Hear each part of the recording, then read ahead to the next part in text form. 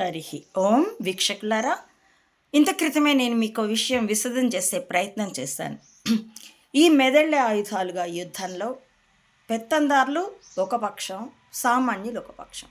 ఆ సామాన్యులకి నేను కూడా ఒక రిప్రజెంటేటివ్ కాబట్టే, ఎందుకంటే పదవి దిగిపోయిన తర్వాత పివి నరసింహారావు కూడా సామాన్యుడే కదా. కాబట్టి సామాన్యుల చేతే నిన్ను తన్ని తరిమిస్తాను, కాబట్టే తమస్సు తరిగి రజస్సు పెరిగి సాత్వికత వెలగాలి. ఆయన లోపలి మనిషిలో పైన ఈ నిద్రాణ నిశీధి జాగృతి మహితపుంజముగా వెలుగుటయే నా ప్రతిజ్ఞ, వెలిగించుట తన లక్ష్యమని, ఆ పదం పూర్తిగా గుర్తులేదు అని ఆయన చెప్పారు కూడాను.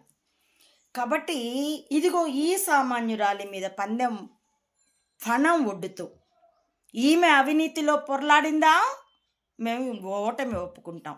పోరాడిందా, ఆమె మీద నువ్వు వేసినవన్నీ నీ మీద వేస్తాము, నీ చేత ప్రజల మీద వేయిస్తాము అని చేసిన సవాల్ మొదట ఆ డ్రామోజీ గాడికి ఉన్న ఒళ్ళు బలుపుకి, ఎందుకంటే వలయం తంది కొన్ని తరాలుగా నిర్మించుకుంది, ఎప్పటికప్పుడు అడ్వాన్స్డ్ టెక్నాలజీని గ్రిప్లో పెట్టుకొని పాత దాన్ని డబ్బులకు అమ్ముతూ తాము నిర్మించుకున్న వలయం దీన్ని ఛేదించడం కాదు కదా, ట్రేస్ చేయడం కూడా అసంభవం అనుకొని కొవ్వి ఎగిరిన డ్రామోజీకి మేము 16 ఏళ్ల తర్వాత 1992లో ప్రారంభమైతే 2008లో కూప్స్ ఆన్ ద వరల్డ్ రిలీజ్ చేసే వరకు వాడికి తెలియదు.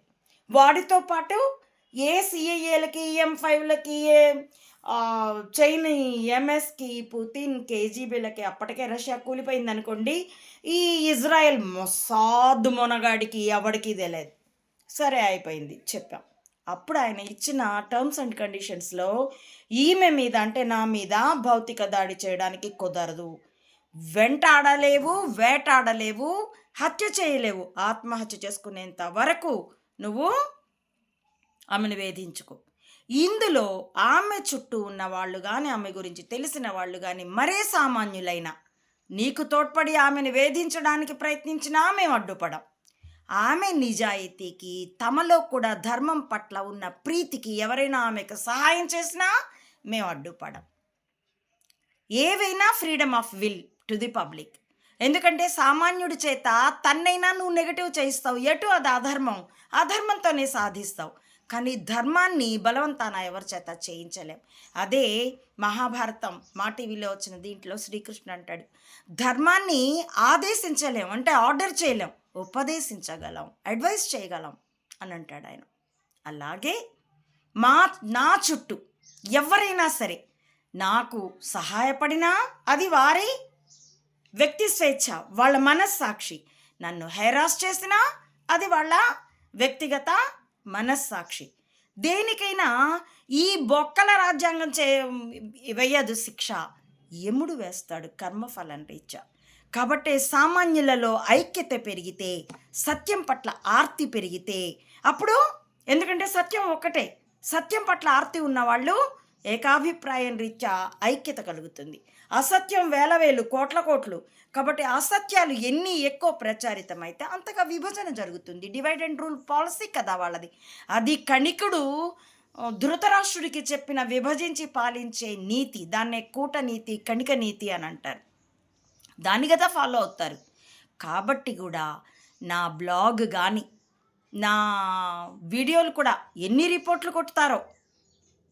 ఈ మధ్య మళ్ళీ ఒక 2-3 నెలలుగానే మళ్ళీ కొంత పబ్లిక్ని చేరుతుంది. అయినా కూడా ఇప్పటికీ రిపోర్ట్స్ కొడతారు. ఎందుకంటే సత్యాన్ని అడ్డుకోవడమే డ్రామోజీ గడి పాలసీ.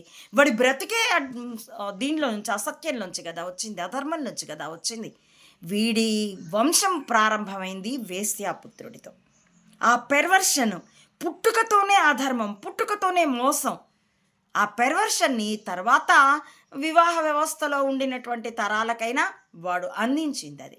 కాబట్టి సామాన్యులారా, మీరు ఎంత ఎక్కువ మంది సత్యం వైపుకు వస్తారో అప్పుడు జగన్కైనా బలం, పివి నరసింహారావు వర్గానికైనా బలం, మనలాంటి సామాన్యులకైనా బలం.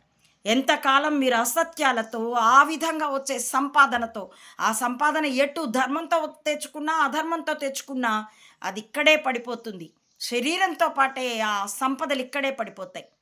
సృష్టించిన సంపదలైనా చంబా గారు దోచిన సంపదలైన ఇక్కడే పడిపోతాయి దేహంతో పాటు.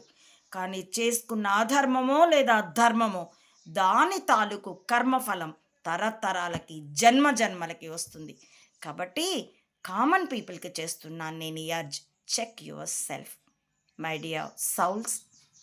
హరి ఓ